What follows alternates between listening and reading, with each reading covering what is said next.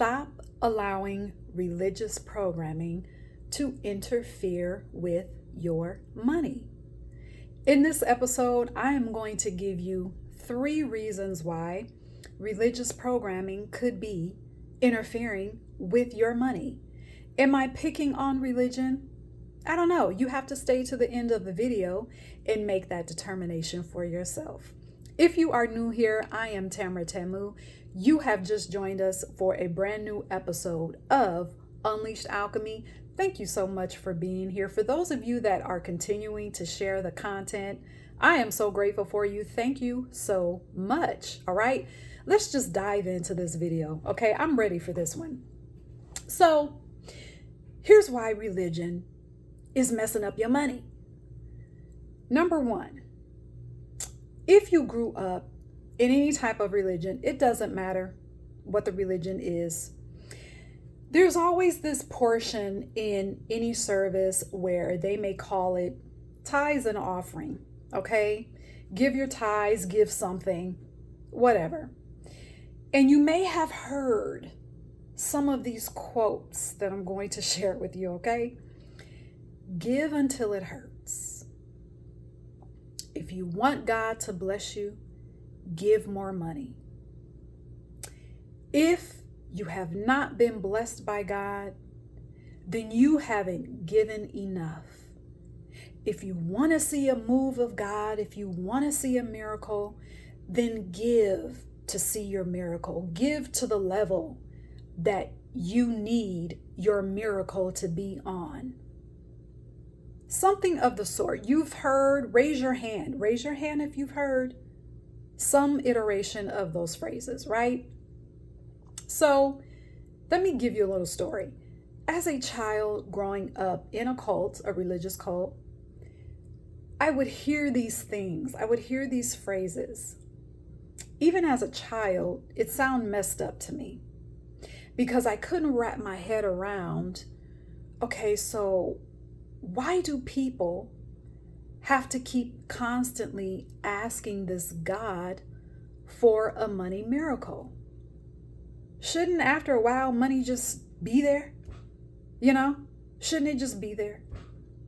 And I knew that this Bible that I was handed, you know, at the time as a child, I didn't know the foundation of the Bible. I didn't know where it came from. I didn't know how it came to be, but I knew that there were some scriptures that talked about being prosperous. And now we know that being prosperous means more than just having money. But in this video, we're going to keep prosperity to mean money. All right.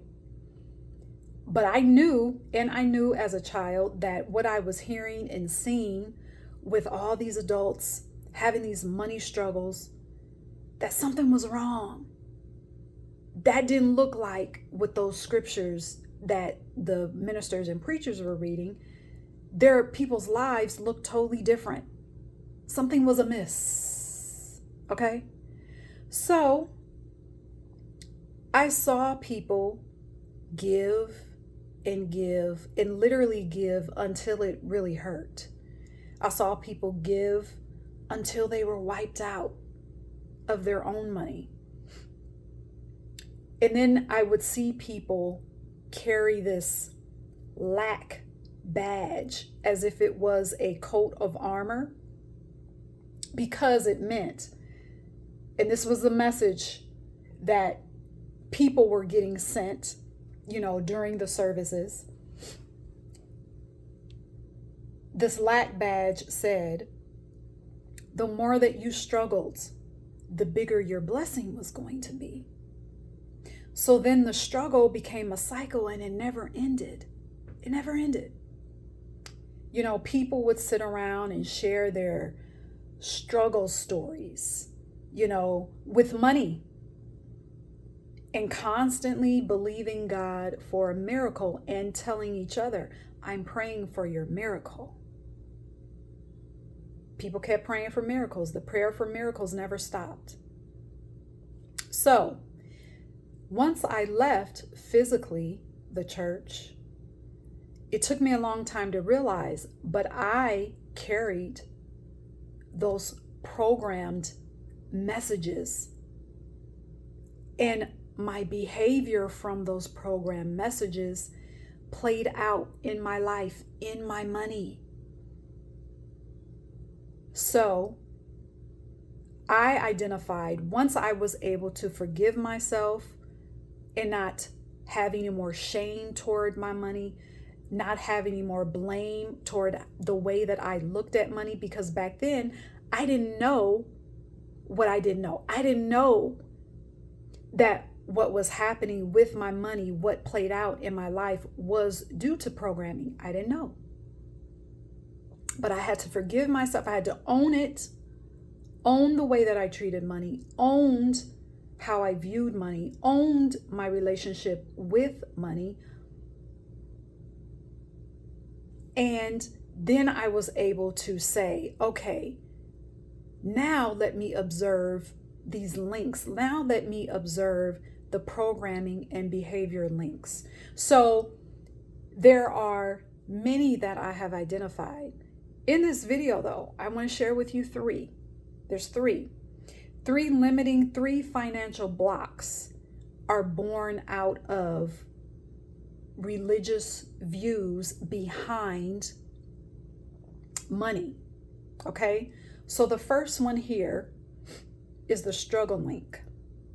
So I grew up as a child, and then it carried on into my adulthood, that money, just having money, is a struggle. That's just it. That's the story. That's the identity. That's what we're working with. It is what it is. So I carried that. So then what happened is it was hard for me to allow money in. When you have this identity, you don't know to even think that you can call money on demand. That goes against what you know.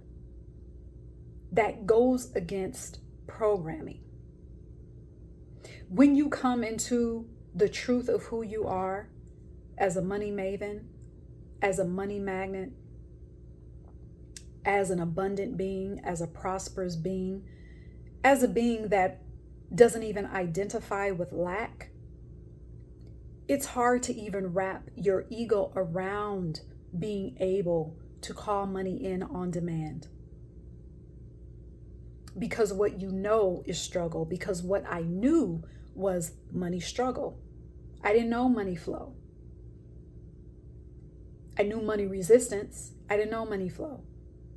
So when extra came in, so for example, I would get money for my birthday or Christmas when I celebrated it, as gifts. But as fast as that money came in, that's as fast as it would go out, because my nervous system had become accustomed to not having money, not having enough, not having extra, not having enough, okay, as well. So struggle became an identity. So that's the first link. Now, if you hear messages constantly that you don't have enough money because you haven't given enough money, or because you haven't done enough, then that leads to the next link, which is the self-worth link. Now, this link, this was probably one of the toughest for me to observe and recognize and deal with. This was a shadow. Okay, that was one of the toughest. It's very hard for me to admit that there was a self-worth issue that was playing out in my life, especially surrounding money. With this self-worth link, I even had to come to terms with the fact that I didn't trust myself holding a lot of money. I thought that I would not handle it correctly. Since I didn't have it, then that must mean that I didn't deserve it because I couldn't handle it. So that story played out. It was difficult again to receive because I asked myself, well, have I shown myself worthy of this? Have I done enough to receive this? Do I deserve this? That was the constant question. Had I struggled enough to show myself worthy of having this money? The next link that I want to talk about, the last one, is the guilt link. Giving out of obligation. Now, yes, we're talking about money in this video. However, that applied to giving my time as well. One of the scriptures, and I don't know where it's at, but the one that talks about how it's better to give than to receive, that scripture was used so much in religious programming out of manipulation to get people to give and give and give and give their money. To be of assistance in any capacity, whether it's giving money or giving your time, to give assistance out of any capacity laced with obligation or guilt, that blocks any authentic connection between the giver of the assistance and the receiver. It does not help either person. It interferes with the ease of flow of that reciprocity between the gift, the person giving the assistance, and the person receiving it. Doesn't help either person. So, like I said, these are 3 of the many links that I identified. Okay, and so I present those to you. If you are finding, especially now at this point, if you're finding that money has been a source of contention for you, I invite you to look and examine, take these 3 links and ask yourself these questions.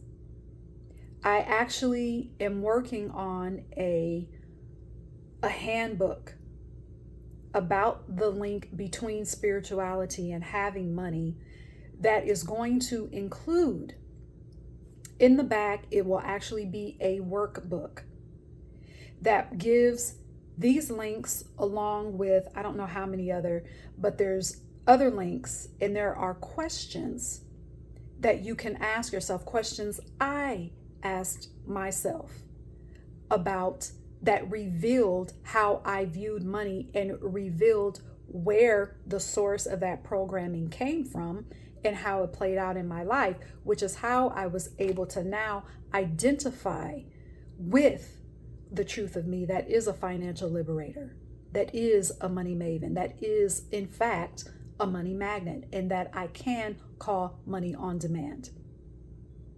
So I am working on that. If you would like to put in your pre-order for that, I'd be happy to provide you with the link, or actually at this point, I'm taking emails, okay? And so I'm putting people on the list for the pre-order of this book, and we'll go from there. Let me know in the comments if you'd like to be included, or you can send me an email, okay? unleashedalchemy@gmail.com. We're going to keep this simple. All right. I don't want to make this pre-order difficult, but why am I bringing this up on this channel? Because spirituality is linked with money. Having money as a resource, and we don't even need to say having money as an abundant resource, because you're already abundant. So anything that comes to you is abundant. You're already prosperous. So when you have money, your money is prosperous. And that's how we have to start to identify. We have to start to look at money as a resource that is abundant in our lives. The reason why money exists is because of us. Is because we're here as the salt of the earth. So money is abundant for us.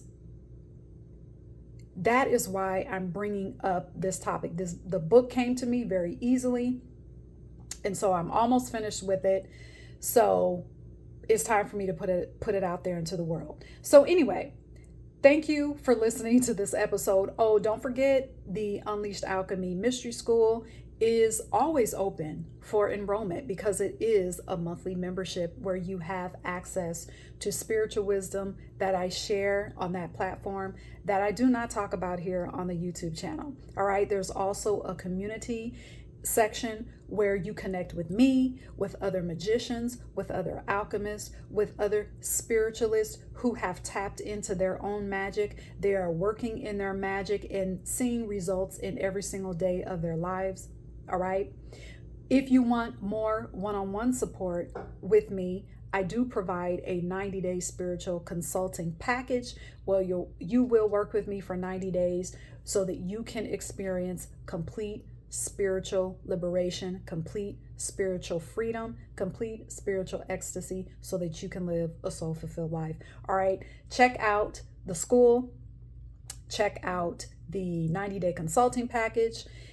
And don't forget, if you'd like to be included on this pre-order for this money book, all right, that I am offering, that will be a new offering, you can comment or you can send me an email, unleashedalchemy@gmail.com. All right, keeping it simple. So until next time, cheers.